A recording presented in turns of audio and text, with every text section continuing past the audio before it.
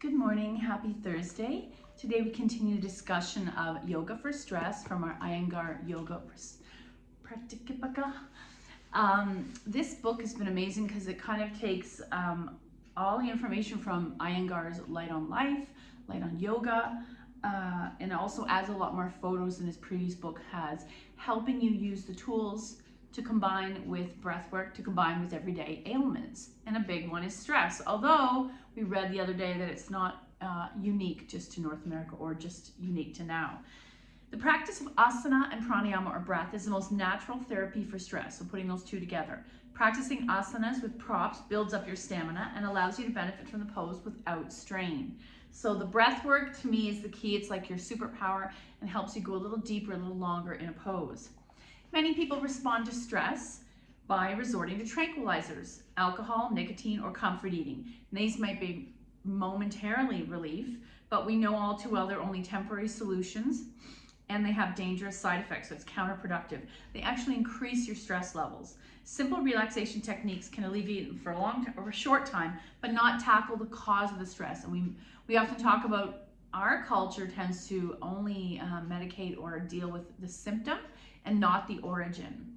The yogis and sages of the past have emphasized that emotional turmoil or anxiety can be faced with calmness and stability.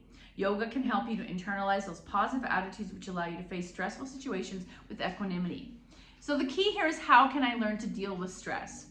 Every individual has the power to discriminate between good habits and bad, and to develop his or her sense of ethical behavior. By adopting good habits, such as regular yoga practice, maybe meditation, you can check the stress that depletes the body's bioenergy. The practice of asana, or our physical movements in yoga, and pranayama, breath, is not just about the most effective, but also the most natural therapy for stress.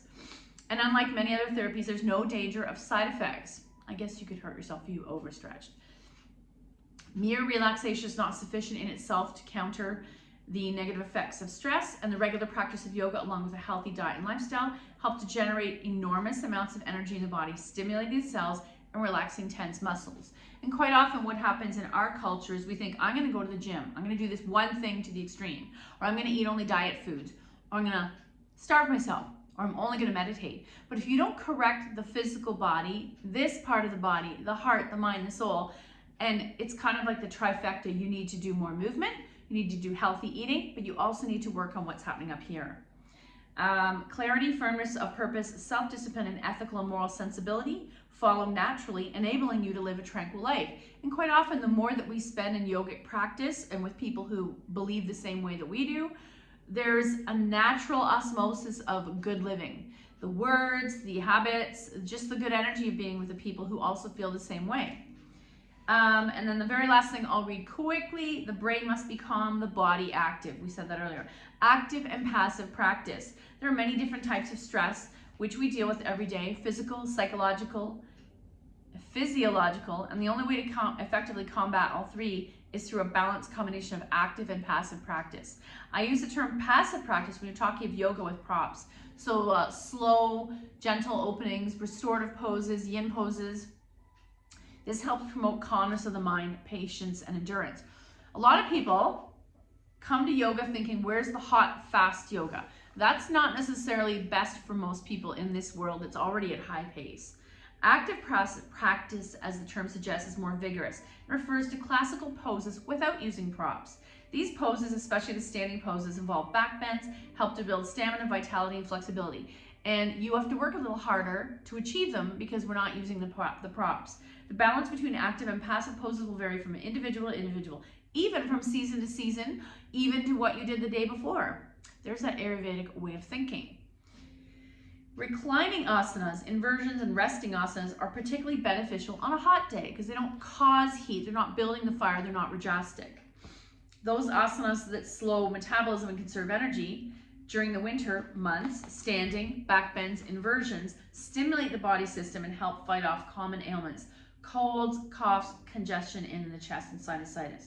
So sequencing is kind of important. It's how I choose which poses go with which naturally flow into each other. It's emotionally, mentally, and physically jarring if I were to take you from a really fast, high standing pose to a low, slow pose. So that's why a teacher tends to almost be a choreographer, weaving the breath work, the movement, and often the philosophy and talk together. So let's come back to, we have been doing some poses from Iyengar suggestions that are to help stress. And I would love it if you would write back to me if there's any poses that you've done in our practice that have added to, helped you combat stress throughout your practice. Some of you have been with me for over 10 years, and some of you are new to this practice. So I'm curious to hear which poses relax you. So without further ado, we're going to come to the mat, do some of our floor work. Maybe we'll have some time for sun salutations, and most definitely we'll be doing some Iyengar's poses for stress. I will bring my book closer. Let's take a moment in Sukhasana, sweet seat. Finding a place that's comfortable for you to maintain, and that's ultimately why we're doing the physical asana, is to get our body in a position that we can maintain stillness.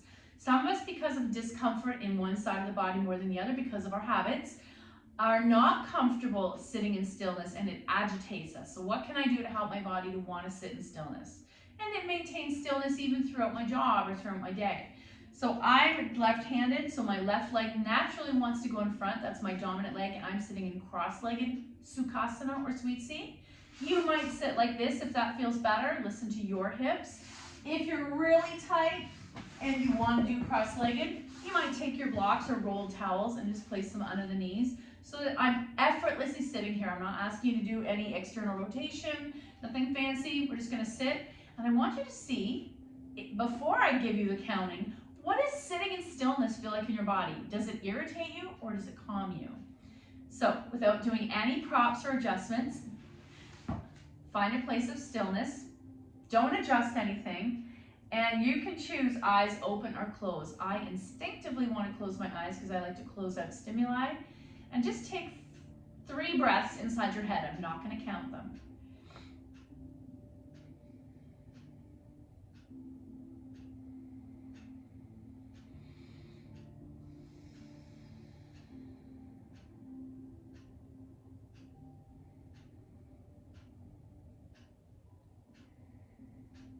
And then slowly start to blink your eyes if your eyes are closed, so I feel like I'm going to sneeze.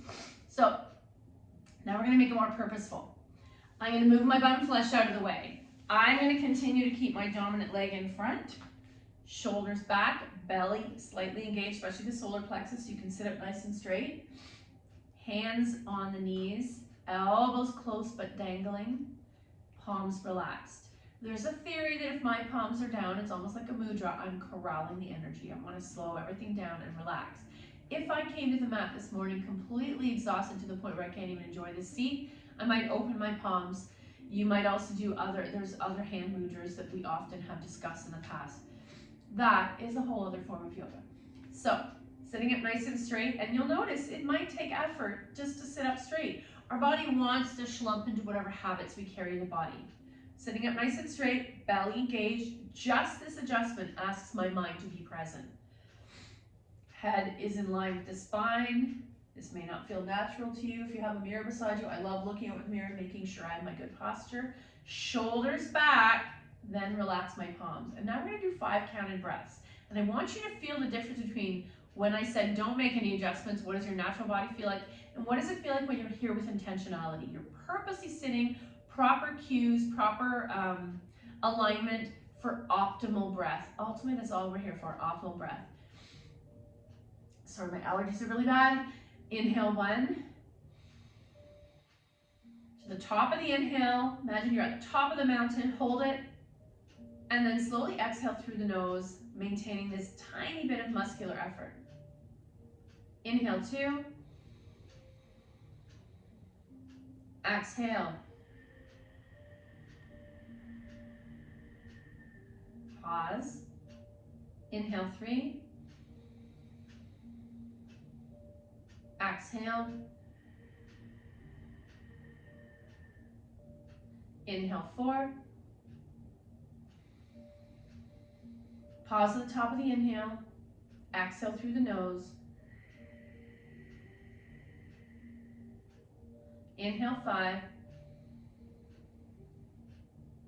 Exhale. And gently blink your eyes. Let's switch our legs out. So our non-dominant's in front, and if this is uncomfortable to you, you can straighten those legs out. Whatever your sweet seat or sukha, which means sugar, sukhasana is in your body. Coming into seated one more time, make those adjustments again, even though it feels foreign. Engage the core, sitting up straight. 5 breaths, calm, quiet, guided. Inhale 1. Exhale.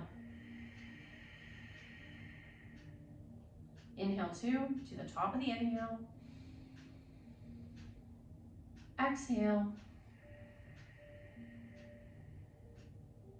Inhale 3, deep inhale. Hold it at the top of the inhale and slowly breathe out through the nose. Empty the lungs but don't collapse. Inhale 4. Exhale.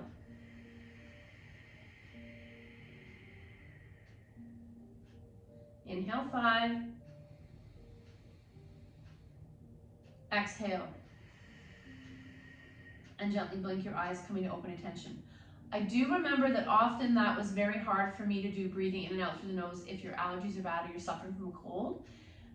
What is helpful, there's a theory that our body only uses one nostril or sinus cavity at a time. So I can feel that my left side is plugged, my right side is open. So I could, if I wanted to help myself do that experience, I could gently close the left side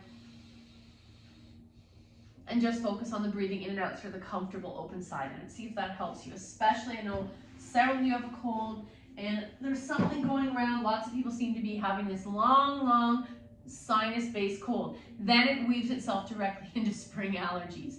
I think there's a combination that there were molds from the rotting leaves and snow melting. And now it's the pollen of all these beautiful trees and flowers springing to life. Every single day is more vibrant. Okay. We're going to come into bound angle, Baddha Konasana. Fixed bound angle. We sometimes call this butterfly. We sometimes might call it, so bound angle, I always thought it was bound ankle. Some people call it cobbler pose. I don't know if it's supposed to be that the cobbler or the shoemaker was working on their feet. Let me move back a bit. I love this pose. I come back to it over and over and over. However, I noticed when I was younger, my knees would go to the floor and this was an effortless pose for me, bringing the heels towards the groin. I like to hold my feet and I notice my dominant leg is quite a bit tighter and higher.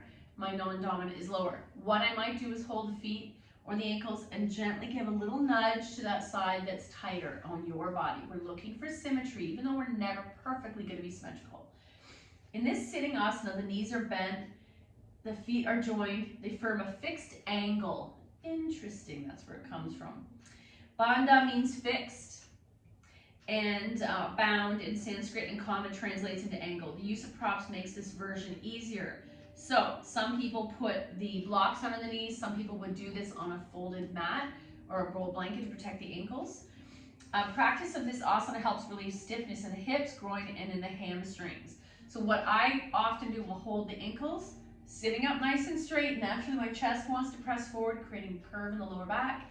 Engage the core, and you could do a very tiny cat-cow here. There's not a lot of space for movement if I hold my ankles.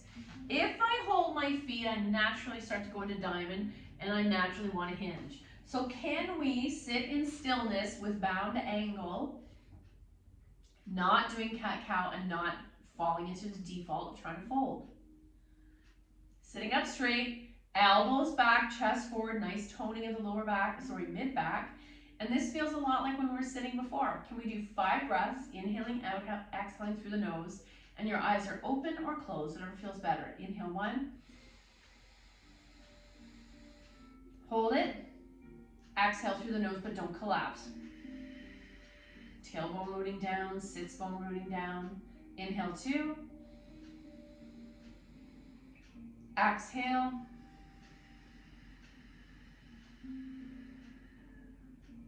Inhale 3. Exhale. Inhale 4. Exhale. Inhale 5, big breath. exhale.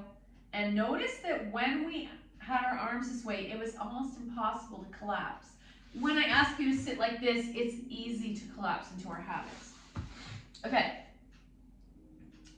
Let's do a cross-legged pose, but we just did that sweet seat. Let's come into boat. Oh my. So I don't see how this is a stress relieving pose, but we're going to bring knees to the feet to the mat, sitting up nice and straight. First, we're going to stay here. So my hands can either be on the front of the knees, feet are hip width apart, or behind the thighs. Sitting up nice and straight, belly engaged. My sits bones are pressing down, shoulders back, head stacked. And what this is, guess what? You're almost in half of a mountain. But the belly naturally has to turn on to support me not falling here. Inhale 1. Exhale. We're just going to do 3 breaths here. Inhale 2. Exhale. Make sure this is toned. It's holding you up. Inhale 3. Exhale, soften. You can release your legs, roll out anything, because we're going to take it to the next level. We're working our way up to full boat. Back to how we started. Now I'm going to sit back on my tailbone. Feet are still shoulder width apart. Flex. I've got my hands behind my knees. This is supported boat. Inhale 1. You could let the feet relax. Exhale. Inhale 2. Exhale. And inhale 3. Exhale. Release everything. Soften. Did you notice some more muscles turned on to join the party and hold you up? Roll out your ankles. Now we're going to take it to the full level. It's totally your choice. I might stay in supported boat. I might take my hands away, or I might extend the legs and come into full boat. Inhale 1. Exhale. Inhale 2. Exhale. Inhale 3. Exhale. Release. Woo! I just ate breakfast. That was a lot. And a counter pose. I'm going to do a tiny forward fold. That feels good in my body. There are many, many ways you can do Paripurna Navasana, a supported boat. You can use straps. The other variation I like is I'm going to bend my knees, hands inside, grab my big toes, and I walk the feet back again, coming onto that tailbone. And option to come bent leg or extended. You take 3 breaths here. Or come back to regular supported boat. Inhale 1. Exhale. Inhale 2. Exhale. And inhale 3. Exhale. Release. Another variation. And this comes from kids yoga. I'm not sure the name of it. I'm going to hold, let's bring my feet together, one hand under than the other, as if I was going into tortoise. Shift back onto the tailbone again. And this is called flower. So I'm holding the legs up. I can feel this in lots of parts of my body. 3 breaths. Inhale 1. Exhale, tone the belly. Inhale 2. Exhale, and inhale 3. Exhale, release. Roll out the ankles. Remember, this is your practice. And if that is too much to hold all that, you're coming back to supported boat. So the next pose, Upavista Konasana, wide leg seated pose. You know I love this. I refer to it as dragonfly. You're going to start in Dandasana, legs are closed. Then I'm going to move one leg, then the other. Sitting up nice and tall, I like to press my feet to the floor and move those sits bones out, or take my hand and physically move the bottom flesh out. Some teachers take it to the next level, rolling internal thigh flesh under, internally rotating those thighs. My width might be different than your width, that's okay. Fingers into the mat, stand up tall in the chest, I feel that. Inhale 1, exhale. Now I'm going to take my hands to my thighs and start to sit back a little further. So now there's like a little triangle, the 2 sits bones, and at the back is a tailbone. There's my base, my pyramid. Inhale 2, exhale, and if I want to take it even further, opening the chest, I might take my hands behind me, tented, push into the floor, elevate the chest. Woo, that feels amazing. Nice back bend. Inhale 3, exhale. So when we do that for the point of forward folding, that's a totally different pose. This one is more just to relieve stress, bringing your body into a point of stillness. What is our next one, Mr. Iyengar? Oh, intense back stretch. So this is legs together, I think. I can't show you. I don't have my bolster, but you would bring the legs together. Actually, I'm going to grab a bolster. I want to show you this because this is really key if you know you are tight. Even better would be if you had like 3 bolsters. So I'm going to bring my legs together. I've taken a big rectangular bolster and put it on my thighs. That feels good. You could add more props on here. And the goal, I'm not supposed to use that word. The goal would be, could I reach my legs, feet here? I could also bring a folded blanket under my knees so that it helps the hamstring. I might take the blocks here. Actually, what if I bring it up higher? The other thing, let's do this. And I'm just going to rest my hands on the bolster. This is a much gentler way of an extreme forward fold, which we had to do in gym class in the 70s. So you do not have to grab your ankles, your feet, anything. I'm going to rest my hands on this bolster. Forehead down. And let's do 5 breaths here. Inhale 1. Exhale. Inhale 2. Exhale. If this is too much for the legs, let them soften and relax. Inhale 3. Exhale. Inhale 4. Exhale. Maybe you can drop the block a little lower if that feels good. Inhale 5.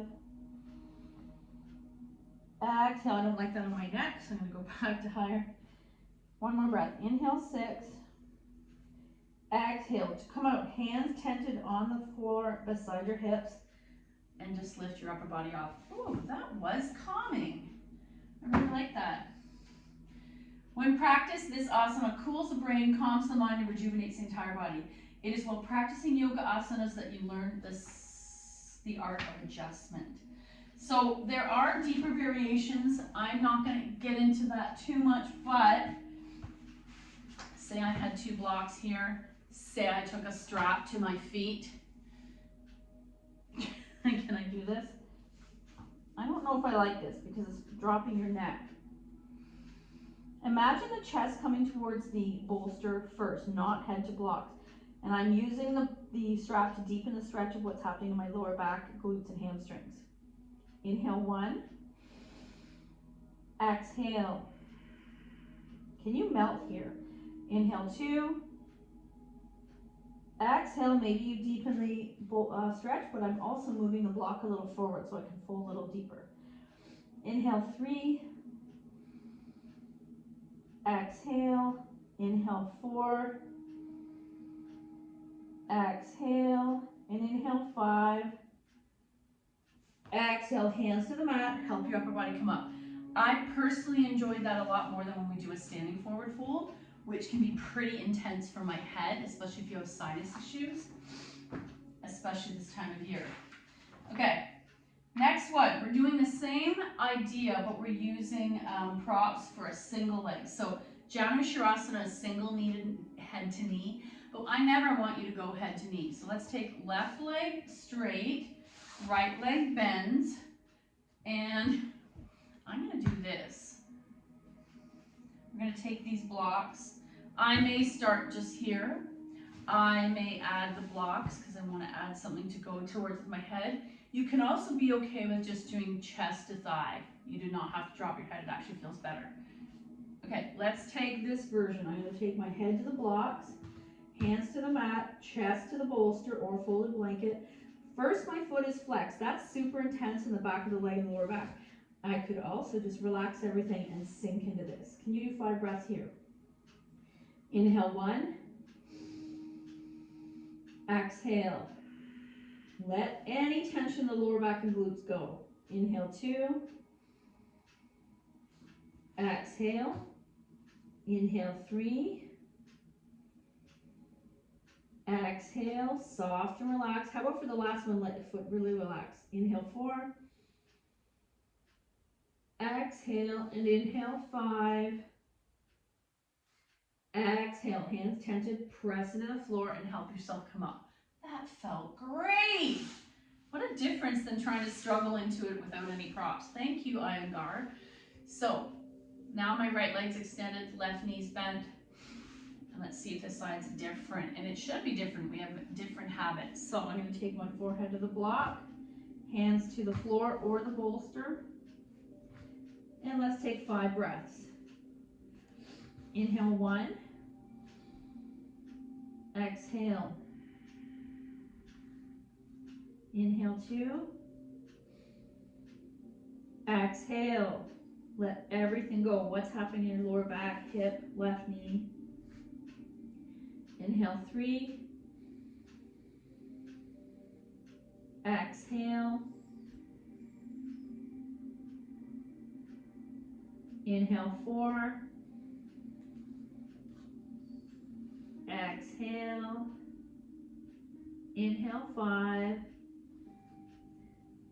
Exhale upright. Oh. So guess what? You also got the benefit of a headstand. Even though my head wasn't fully upside down, I got to go inward and take that.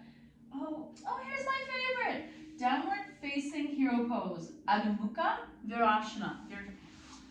Virasana. So, using a very fat duvet or a bolster, we're going to take this pose, and it's going to be one where we use props. I'm really enjoying how slow and relaxed this is. So first, if this is too much to sit on your knees, you are putting a rolled blanket behind them. I'm going to widen my knees just enough for this bolster to be here. I can tell right away that I need more. So I'm going to put the blocks on their side, or you can use some books or an apple juice can. Look, I'm nice high, and I'm going to bring my chest to here. And you have a choice. Here you can stay upright and bring just your chest here, or you can bring your forehead down.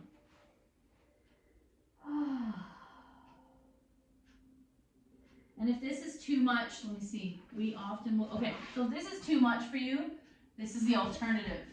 You would sit with your legs extended, and this would be way high up, and you would be going forward like this. So you can choose this one, which is more intense on the hamstrings. I'm going to do that one just because I can't be bothered getting back in the other one. Okay, 5 breaths. Inhale 1. Exhale. Inhale 2. Exhale. Inhale 3. Exhale. Inhale 4. Exhale and inhale 5. Exhale upright. Nice work. I love that. And what's funny is this has slowly moved into a restorative class. We're going to come back to center. We're going to slowly do one last little tiny spinal twist before our final reading for today. I'm going to sit up nice and straight, hands on my knees, belly engaged, shoulders back, and I'm not going to extend my legs. I'm just going to twist right hand to left knee, left hand behind me. Tiny twist while looking forward, bring out the body. Center, counter twist. Left hand, right knee, right hand behind you.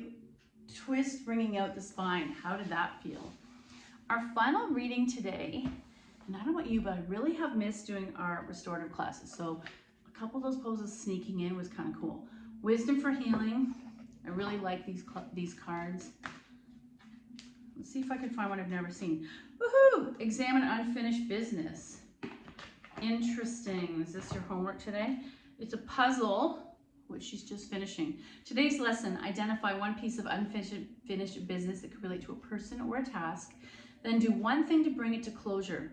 If you find you're unable to do so, you've identified a major power leak to your energy and your thoughts and your heart, and a serious block to your healing or moving forward or living life currently, living in the now. Your goal is to understand that all experiences either make you bitter or better. I really like that because I do believe once something's done and over, you need to find a way to put that book of that experience back on the shelf and not carry it. You don't need to carry this luggage or this baggage the rest of your life. Thank you so much for your energy. The good in me sees the good in you. Namaste.